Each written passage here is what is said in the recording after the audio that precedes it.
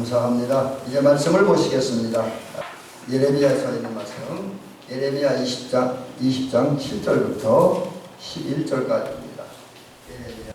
이제 봉독을 해드리도록 하겠습니다. 여호와여, 주께서 나를 본유하심으로 내가 그 본유를 받아 싸우며 주께서 나보다 강하사 이기셨으므로 내가 조롱거리가 되니 사람마다 정일토록 나를 조롱하나이다. 내가 말할 때마다 외치며 파멸과 멸망을 선포하므로 여호와의 말씀으로 말미암아 내가 종일토록 치욕과 모욕거리가 됨이니이다. 내가 다시는 여호와를 선포하지 아니하며 그의 이름으로 말하지 아니하리라 하면 나의 마음이 불붙는 것 같아서 골수에 사무치니 답답하여 견딜 수 없나이다. 나는 무리의 비방과 사방의 두려움을 들었나이다. 그들이 이르기를 고소하라, 우리도 고소하리라 하오며 내 친한 것도 다 내가 실족하기를 기다리며 그가 혹시 유혹을 받게 되면 우리가 그를 이겨 우리 원수를 갚자하나이다. 그러하오나 여호와는 두려운 용사 같으시며 나와 함께 하심으로 나를 박해하는 자들이 넘어지고 이기지 못할 것이오며 그들은 지혜롭 행하지 못함으로 큰 치욕을 당하오리니 그 치욕은 길이 잊지 못할 것이니이다. 아멘. 그래서 오늘 성도의 가슴속에 타는 불, 성도의 가슴속에 타는 불, 이런 제목으로 우리 함께 말씀을 들으면서 은혜를 받도록 합니다. 아주 오래전 일이긴 해요. 얼마나 많은 세월이 지났는지 알 수 없어서 지금 그때도 그 다음에 그 장소도 어디인지는 기억이 나지 않습니다. 그런데 저는 이제 그러면서도 지금 눈에 선하게 기억되는 게 하나 있어요. 언제 일어나는 때와 장소가 어디인지 모르는데 다 잊어버려서 모르는데 지금 제 눈에 이렇게 선하게 기억되는 게 있습니다. 그것이 뭐냐면 제가 그 어느 날 대미교는 아니고요, 서재실에 앉아서 이렇게 공책을 보다가 피곤해서 서재실 창문 밖을 내다보고 있었습니다. 당시 제가 일단 공부하던 그 서재실 밖에는 큰 길이 있었어요. 그래서 길을 이렇게 보니까 거기 차들이 여러 대의 차가 달려갑니다. 지나가는데 그 길이 이렇게 평지길이 아니라 언덕 올라가는 길인데 멈추지 않고 속도 떨기지 않고 계속 달려갑니다. 자, 그러면 그 몇 대의 차들이 언덕길을 어떻게 멈추지 않고 계속 끊임없이 달려갈 수 있었을까요? 차가 달려가는 원인이 뭘까요? 대략 세 가지 정도를 이야기할 수 있을 것 같습니다. 그 원인은 세 가지인데, 하나는 그 운전자가 차에 앉아서 차를 운전하기 때문에, 차를 몰기 때문에, 그렇죠? 운전자가 운전하지 않으면 자동차는 움직이지 못하니까요.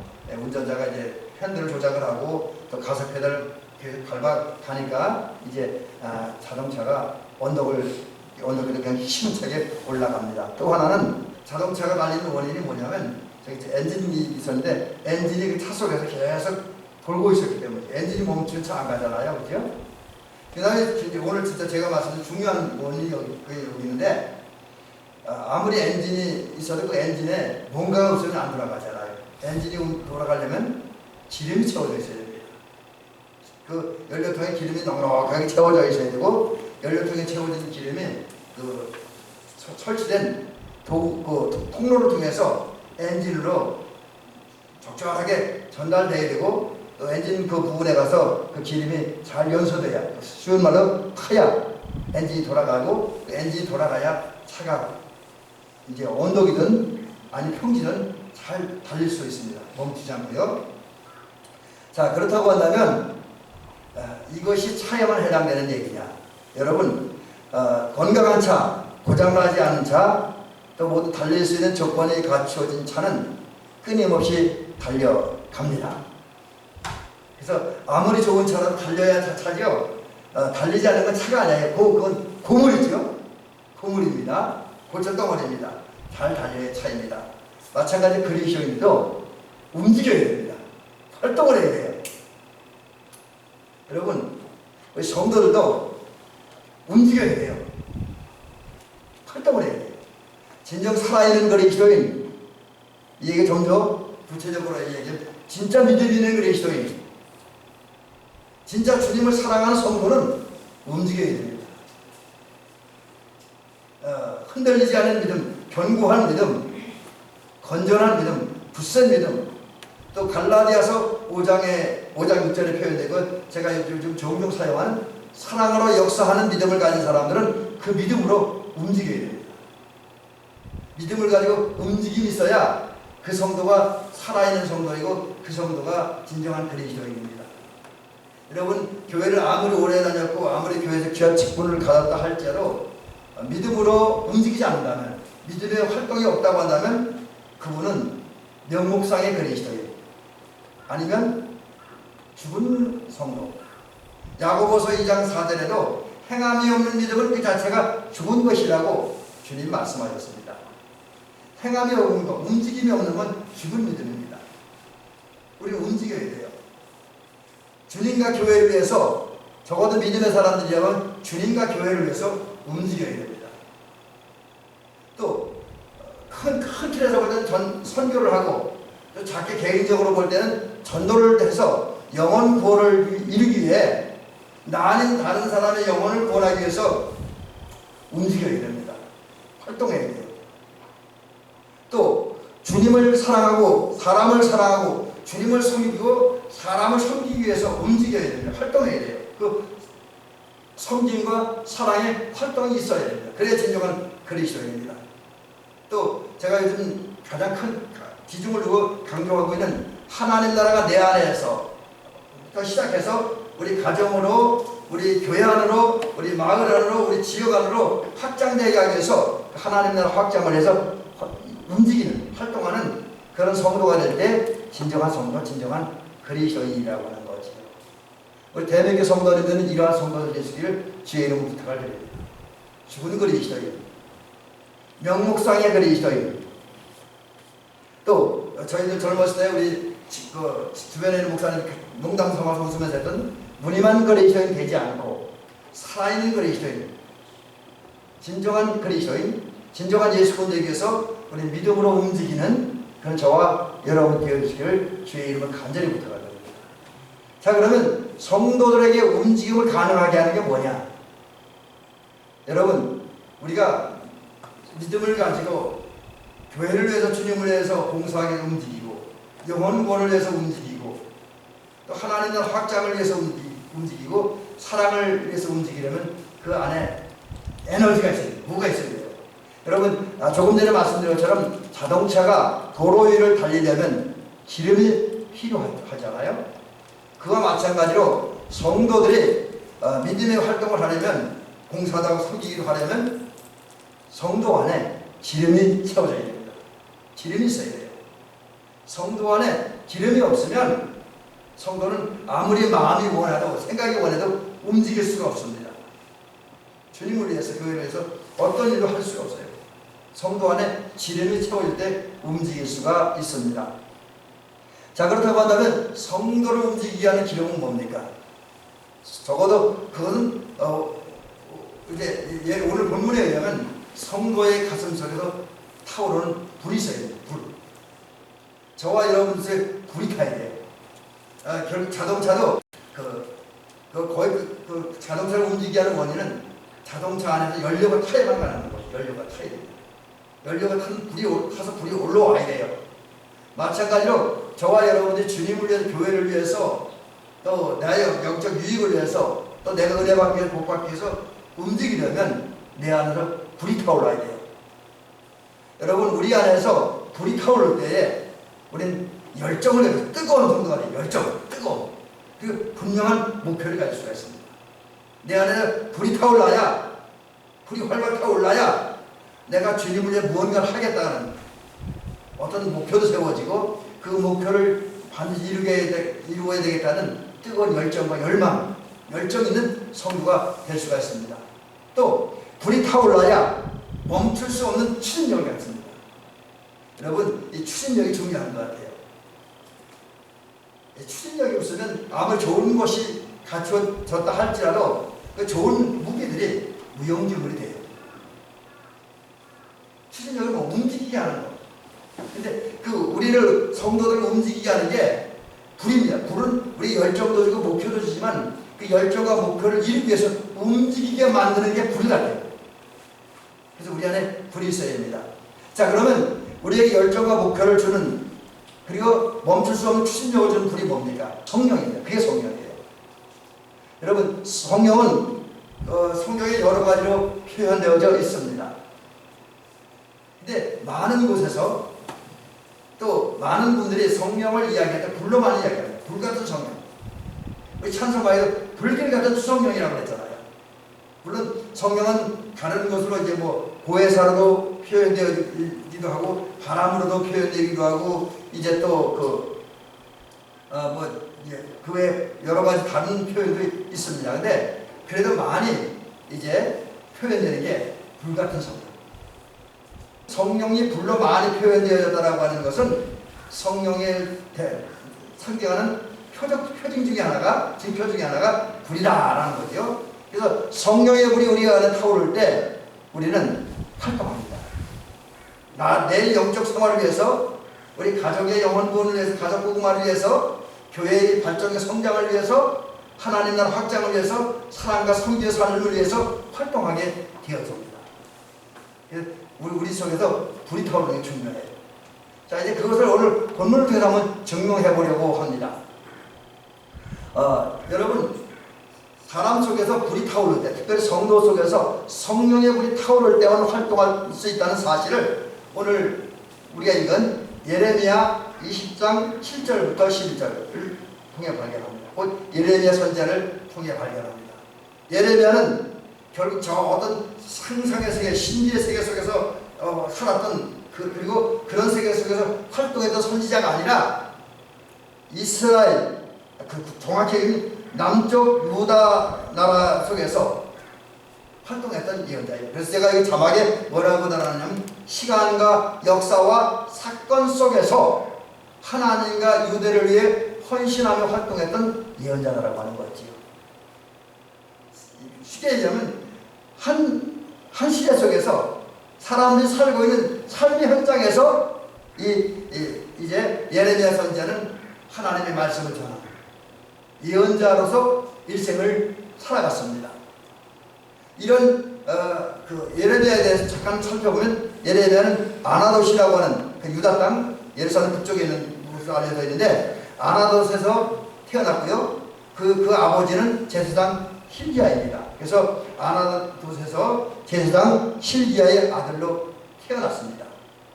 그런 후에 하나님의 부름을 받아 선지자가 된 다음에 유다 왕 요시야, 신앙 개혁을 일으켰던 요시야 왕 때부터 시작해서 유다의 마지막 왕인 시드기야 왕 때까지 예언자 활동, 선지자 활동을 했던 그런 선지자입니다.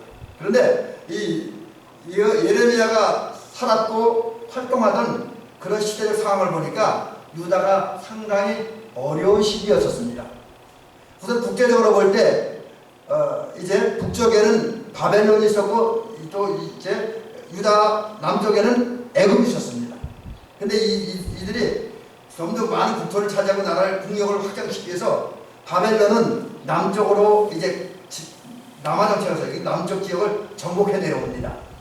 반면에 애굽은 그 국토를 확장해 북쪽 지역으로 점령해 올라갑니다. 그러다 보니까 유다는 바벨론과 애굽의 틈바구니에 끼어서 좀 고생을 하는, 그래서 거기서 외교를 잘해야 살아남을 수밖에 없는 그런 형편이었습니다. 그래서 상당히 어려웠어요.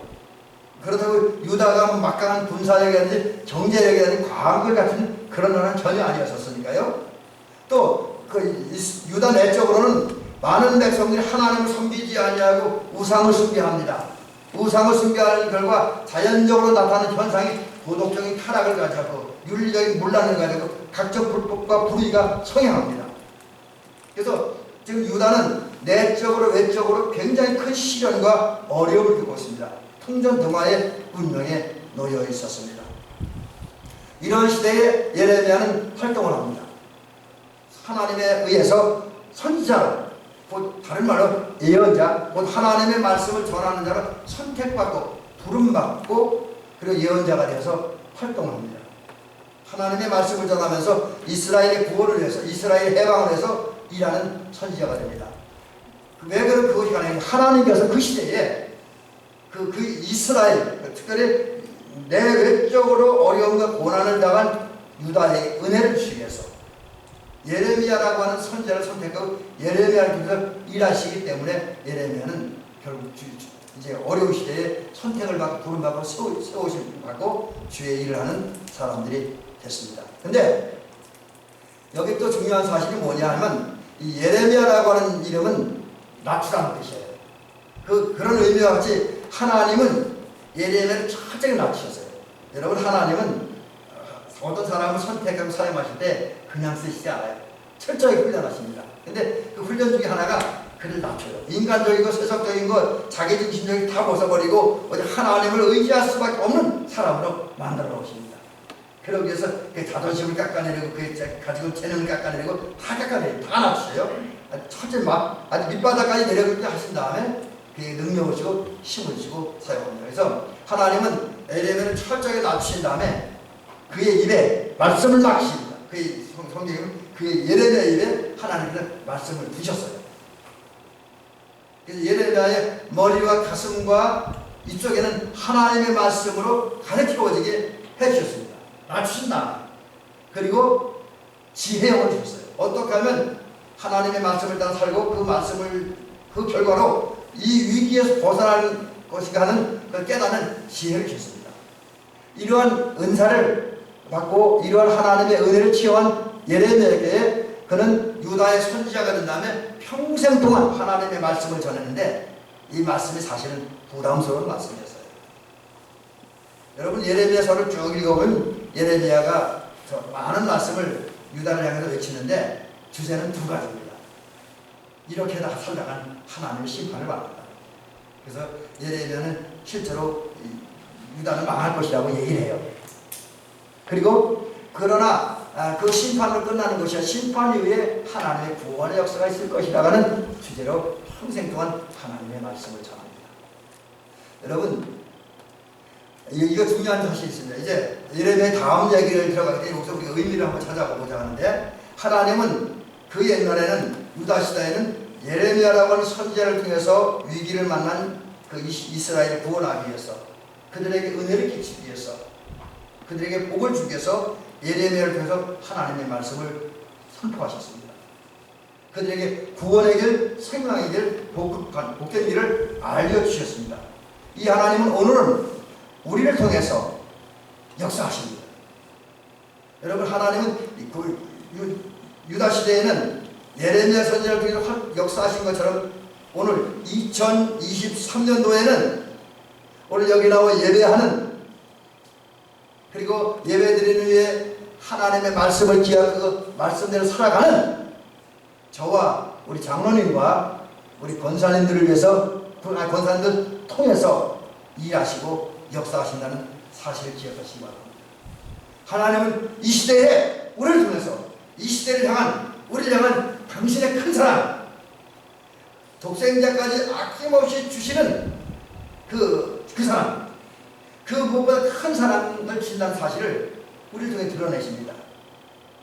바다보다 깊고 하늘보다 높은 그 무엇보다 큰 은혜를 주신다는 사실을 우리에게 드러내요.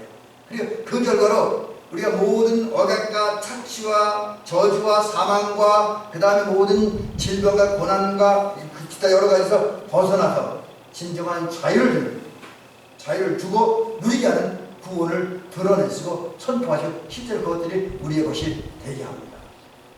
또 하나님을 섬기는 사람들이 모인 교회를 세우고 발전시켜 부흥시키는 일도 또한 우리 통해 하십니다. 그 결과로 이제 많은 영혼을 구원하고 구원받은 영혼들을 통해서 이 땅에 하나님의 나라를 건설하십니다. 우리 안에, 우리 가정 안에, 우리 교회 안에, 우리 나라 안에, 우리 마을 안에, 우리 지역 안에 하나님 나라를 건설하고 확장시키는 일을 우리를 통해서 하십니다. 때문에 저와 여러분들은 이 시대의 예언자이고, 이 시대의 교사, 선생님입니다. 이 시대의 전도자입니다. 그리고 이 시대의 주의 증인들입니다. 그리고 이 시대를 이끌어가는 목자입니다. 여러분, 저와 여러분들은 이 시대의 목자임을 기억하시기 바랍니다. 우리 선한 목자였습니다. 또 하나님의 뜻과 하나님의 말씀을 그대로 지거나 선포해야 하는 권세를 가진 특권을 가진 이 시대의 전도사입니다. 자, 그런데 문제는 이 일을 한다는 것이 쉽지가 않아요. 우리가 이 시대의 예언자가 되고 교사가 되고 전도자가 되고 목자가 되고 증인이 돼서 그런 신분을 가지고 산다는 것, 그런 일을 하며 산다는 것은 고난의 길입니다. 어려운 일입니다. 실제로 예레미야 선지자는 이 하나님의 부름을 받고 그 시대에 예언자에게 선지자에게 가느라고 많은 고난을 당합니다. 그 중에 하나를 말씀드린다고 하면 그건 체포되어서 웅덩이에 던져졌으면 죽음의 함정성으로 던져졌다라고 하는 이야기죠. 물론 또 하나님의 은혜가 있어서 그 웅덩이에서 벗어나기는 했습니다. 그러나 웅덩이에 던져졌죠. 뿐만 아니라 우리가 예레미야 선지자를 가리켜서 아마 이 얘기는 많은 분들이 들어보셨을 거예요. 예레미야를 무슨 선지자라고 합니까? 눈물의 선지자라고 하잖아요. 눈물의 선지자. 예레미야는 사랑이 많은 선지자였어요. 그렇기 때문에 이스라엘 때문에 또 특별히 국내 외적으로 위기를 만나고 그 속에서 타락해서 또 타락에 빠지나 혼란에 빠져있는 이스라엘 백성들을 향한 하나님의 심판의 말씀을 들을 때에 안타까웠습니다. 그래서 동족이 당할 고난과 아픔을 생각하면서 평생을 눈물을 흘리면서 살아야 했습니다. 눈물의 선지자라고 그런 거예요. 뿐만 아니라 안타깝게도 그는 유다가 BC 537년에 바벨론의 느부갓네살에 의해서 멸망당하는 것을, 그리고 예루살렘이 철저히 초토화되는 것을, 백성들은 체포돼서 바벨론 제국을 비롯해 여러 포로로 끌려가는 모습, 그래도 많은 백성들이 죽음을 당하는 그 모습을 보아야 했습니다. 이런 것들이 예레미야는 너무 힘이 들었습니다. 거기에다가 예레미야가 이제 조금 더 구체적으로 나오겠습니다만 하나님의 말씀을 전할 때, 하나님으로부터 계시의 말씀을 그 말씀 그대로 직원했을 때 그에게 다가오는 반응은 그를 더욱 힘들겠습니다. 여러분, 오늘 성경을 본문을 보니까 예레미야가 선지자 활동을 하다 당하는 어려움을 이렇게 고백을 하고 있어요. 우선 앞부분에 보니까 예레미야 20장 7절부터 8절에 보니까 이렇게 고백을 하는데, 여호와여 주께서 나를 권유하심으로 내가 그 권유를 받아 싸우며, 이건 무슨 얘기냐면 예레미야가 하나님의 선지자가 되도록 권유받았다는 거죠. 권고받았다. 그래서 그 하나님의 권유를 받아들이고 이제 예언자가 됐다는 거예요. 그리고 자기가 예언자가 되는 건 사실 자기가 원하기보다라고 하는 것은 강하신 하나님의 능력에 굴복해서 선지자가 된 거예요. 그래서 이제 선지자가 되어서 활동을 하다 보니까 그 다음에 한 얘기가 그겁니다. 내가 조롱거리가 되니 사람마다 종일토록 나를 조롱하나이다. 사람마다 자기를 종일토록 조롱한다는 거죠. 또 내가 말할 때마다 외침이며 파멸과 멸망을 선포함으로 여호와의 말씀으로 내가 종일토록 치욕과 모욕을 당한다. 조롱당하고 치욕을 당하고 모욕을 당한 거예요. 그 다음에 또 그런 얘기를 합니다. 이제 뭐라 그래? 10절에서 나는 무리의 비방과 사방의 두려움을 들었나이다. 그들의 이르기를 고소하라. 우리도 고소하리라 하오며 내가 친한 것도 다 실족하기를 기다리며 그가 혹시 유혹을 받게 되면 우리가 그를 이겨 우리 원수를 갚자하리라.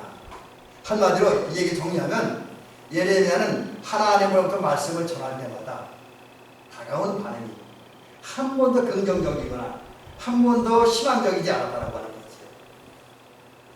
수치, 조롱, 비방, 모욕, 고소 이런 것 뿐이었다고 하는 거죠. 주변 사람은 예레미야가 하나님의 말씀을 전할 때마다 예레미야를 조롱하고 예레미야의 약점을 들춰내고 흠집을 들춰내서 그를 더 궁지로 몰아넣으려고 했습니다. 근데 여러분, 이것이 예레미야에만 해당되는 얘기가 아니라 오늘 저와 여러분들이 이 시대의 예언자가 되어서 이 시대 속에서 하나님의 말씀을 그대로 직언하면 이 시대의 반응이 과연 어떨까요? 우리가 전하는 예언의 하나님의 말씀, 심판의 하나님의 말씀, 심판되어 있을 구원의 하나님의 말씀, 하나님 나라 백성다운 말씀, 특별히 제가 강조하고 있는 할복의 말씀을 그대로 직언했을 때에 그 말씀을 듣는 사람이 아멘 할렐루야 돌아오겠습니까? 그러면 얼마나 신나고 얼마나 좋겠습니까? 얼마나 좋을까요? 오히려 우리가 이 시대에 예언자로 살고 전도자로 살고 교사로 산다고 하는 고난만 예고되어 있어요. 비난과 수치와 모욕이 따릅니다. 그러다 보니까 그 전에 제가 어느 모임에 갔는데 세미나 갔는데 그리고 여러 가지 세미나 하는데 설교학을 가르치는 분이 그런 얘기를 하더라고요. 현대는 설교의 종말 시대라 그렇게 얘기를 해요. 이제는 하나님의 말씀이 선포돼도 사람들이 듣지 않는다는 심지어 교인들까지도 그런 일반인들은 어떻겠어요? 결국은 이 시대의 예언자, 이 시대의 교사, 이 시대의 전도자, 이 시대의 설교자가 한다는 것은 고난을 당할 수밖에 없습니다. 그래서 우리도 이제 전도자로 고난 당하는 사람 살면, 전도자로 살고 목자로 살면, 예언자 살면 고난 당해요. 구체적으로 보면 조선시대 말기에 토마스 목사님이라고 하는 분이 저를 셔먼을 하고 대동강변을 들어옵니다. 물론 이제 원래 그 배가 들어오면 다른 목적을 가지고 들어왔지만 토마스 목사님은 성경을 가지고 성경을 뿌리면서 이제 한글 성경이죠. 뿌리면서 전도를 해요. 근데 이때 세국 정책을 펼쳤던 흥선대원군이 이끄는 군대에 의해서 체포되고 목이 잘려요. 목베임을 당합니다. 그러나 그분이 뿌린 성경을 어느 한 청년이 읽고 변화되어서 거듭나고 예수를 믿었습니다. 그래서 토목사 목사님은 비록 조선에서 전도하다가 순교를 당했지만 그 순교의 결과로 또 많은 전도 열매가 맺혀지기도 했습니다. 하지만 토머스 목사님은 그 시대의 예언자, 선지자, 전도자로 살다가 순교를 당했습니다. 또 이제는 추천 시대 같은 데 나가보니까 저 청년들이 노방전도를 해요. 그러니까 주변 사람들이 미쳤다 그러더라고요. 미쳤다. 똑똑한 청년들이 예수 때문에 다 미쳤고 다 정신 나간 사람들이 있고 할지라도 저런 쓸데없는 짓을 한다고 사람들이 비방을 하더라고요. 또 제 친구들은 이제 교회에서 학생부 교회에다가 전도하러 나가서 지역 전도를 하다가 동네 어른들에 의해서 도둑으로 오인받기도 하고 도둑으로 오인받기도 했었습니다. 여러분 이게 전도자가 당하는 이 시대의 예언자가 당하는 고난과 어려움이에요. 예레미야가 당했던 것을 오늘 우리도 고난 당할 수밖에 없습니다. 자, 그런데 중요한 게 있어요. 물론 그런 일이 너무 힘들으니까 우리는 때로는 탄식해요. 내가 괜히 예언자가 됐다. 괜히 교사가 됐다. 괜히 전도자가 됐다. 괜히 목자가 됐다. 후회할 때가 많습니다. 근데 그럴 수밖에 없었어요. 왜 그러냐? 자, 이거예요. 예레미야 선지자가 하나님의 말씀 전하는 것이 예언자 사는 것이 너무 힘드니까 나 하나님 얘기하지 않겠다. 예언하지 않겠다. 몇 번이나 다짐을 해요. 그러나 그는 계속 선지자로 활동합니다. 죽을 때까지 평생을 선지자로 활동해요. 왜? 그 이유를 예레미야는 이렇게 고백을 합니다. 내가 다시는 여호와를 선포하지 아니하며 그의 이름으로 말하지 아니하리라 하면 그 다음 중요한 얘기. 나의 마음이 불붙는 것 같아서 골수에 사무치니 답답하여 견딜 수 없나이다. 선지자로 노릇 안 하겠다. 전도 안 하겠다는 거예요. 저같이 요즘 목사 있다가는 나 목사 안 하겠다. 그렇게 얘기를 했는데 그러고 나면 그 마음 불이 타. 그 불이 타서 그 타는 불 때문에 정말 견딜 수가 없어요. 선지자라는 건 너무 힘들어서 선지자 역할을 감당하지 않겠다는데 마음의 중심에서 뜨거운 불이 타오르므로 답답해서 견딜 수가 없어요. 그리고 성령의 불이 그 속에 타니까 성령 역사함 때문에 전도하지 아니하고는 설교하지 아니하고는 예언의 말씀을 전하지 아니하고는 답답해서 견딜 수가 없습니다. 이유는 하나, 성령의 불이 타올랐기 때문에. 여러분 그렇습니다. 성령의 불이 타오른 사람들의 마음속에 사명의 불이 타오릅니다. 성령의 불이 그 속에 붙고 그 가슴속에 성령의 불이 타기만 하면 사명의 불이 타올라요. 내가 뭔가를 해야 되겠다. 전도해야 되겠다. 섬겨야 되겠다. 교회에 뭘 해놔야 되겠다. 이웃에게 우리 이웃 어려움 나가서 내가 뭘 주어야 되겠다. 그런 사명이 생겨요. 사명이 생깁니다. 그리고 저 불쌍한 영혼을 예수를 몰라 죽어가는 저 영혼을 구원해야 되겠다고는 하늘나라 백성이 되게 해야 되던 그 열망을 가르쳐 오십니다. 성경의 불이 타오르면. 그리고 여기 사랑의 불까지 붙기 때문에 사랑하는 가족, 사랑하는 동족, 사랑하는 친지가 하나님을 섬기지 않다가 예수님을 믿지 않다가 당할 마지막 때에 당할 그 비극, 그 저주, 그 지옥, 그 사망, 그것을 볼 수가 없어요. 상상할 수가 없습니다. 그래서 어쩔 수 없이 다시 사는 감사해요. 근데 그렇다고 해도 고난이 없는 여전히 고난은 따라옵니다. 여전히 고난은 따라와요. 그런데 하나님이 성령의 불을 타오르니까 예레미야 가슴 속에서는 그런 생각이 들어요. 내가 하나님의 말씀을 전하다가 예언자로 활동하다가 고난당하고 어려움당하는 것이 하나님의 말씀을 전하지 않다가 그 타오른 성령의 불 때문에 답답하고 그 안타까운 그 차라리 낫다는 거예요. 견딜 수 없는 답답함. 차라리 하나님의 말씀 전하다가 고난당하는 게 낫다. 여러분 그렇습니다. 우리에게 하나님의 은혜의 불이 타오르면, 성령의 불이 타오르면 그냥 가만히 앉아야 되는 것, 기도도 하지 않고 예배도 드리지 않는 것, 그것이 물론 육체적으로 편할 수 있고 재미있을 수 있어요. 그러나 내면적인 기쁜 세계에서는 우리 기도하는 것보다 못합니다. 찬양하는 것보다 못합니다. 헌신하는 것보다 못합니다. 우리 안에 성령의 불이 타오르면 사명 감당하지 않고 주의 일을 하지 않고 또 하나님께 내게 맡긴 여러 가지 일들을 하지 않고 그냥 노는 것이, 아무것도 안 하는 것이 더 힘이 들어요. 차라리 고난당해도 힘들어도 주의 일이 훨씬 더 행복합니다. 비록 육신적으로 좀 피곤해도 이른 새벽에 나와 기도하고 이른 새벽에 나와 찬양하는 게 훨씬 낫습니다. 근데 여러분 감사한 건 하나님은 우리로 하여금 선지자 역할을 감당하기 위해서 이 시대의 전도자가 되기 위해서 성령의 불을 우리에게 보내주셨습니다. 그래서 성령의 불을 보내셨기 때문에 오늘 저와 여러분 조금 영적인 일 관심을 가지고 있다고 합니다. 조금 기도한다고 한다면 물론 강도의 차이는 있을 수 있지만 우리에게는 성령의 불이 타오릅니다. 좀 더 구체적으로 되면 은혜의 불이 타올라요. 또 사명의 불이 타오릅니다. 때문에 우리도 예레미야나 이사야처럼 이 시대의 예언자가 될 수 있고요. 사도 바울처럼 이 시대의 위대한 전도자가 될 수 있고 위대한 교사가 될 수도 있고 또 아브라함 링컨 같은 훌륭한 정치인도 될 수 있습니다. 알베르트 슈바이처 같은 훌륭한 철학자, 훌륭한 음악가, 훌륭한 신학자도 될 수가 있습니다. 이 시대의 예언자 사는 것이 가능하다고 하는 거죠. 이제 결론의 말씀을 한번 이렇게 드려보려고 합니다. 여러분, 이제 주님은 우리에게 은혜를 주셨습니다. 그게 뭐냐면 하나님은 예레미야에게 성령의 불을 보내셨던 것처럼 오늘 우리들에게 성령의 불을 보내주셨습니다. 여러분, 오순절날 이후에 모든 그리스도인들에게 주님은 성령을 보내시고 성령의 불이 그 속에서 타오르게 하셨습니다. 하나님의 뜻대로 살 수 있는, 하나님의 예언대로 살 수 있는 그런 환경을 만들어 주셨어요. 우리는 이 하나님께 먼저 감사드려야 됩니다. 여러분, 성령을 보내시고 믿게 하시고 사랑하게 하시고 주의 일꾼을 살아게 하신 하나님께 감사할 수 있기를 주의 이름으로 간절히 부탁드립니다. 그러나 여기에 만족하지 말고 우리 하나님의 불이 우리 안에 계속 타오르게 하기 위해서, 곧 성령의 불이 계속 타오르게 해서 우리는 성령의 충만함과 성령의 불을 사모하는 저와 여러분 되어지길 주의 이름으로 간절히 부탁드립니다. 사모하시길.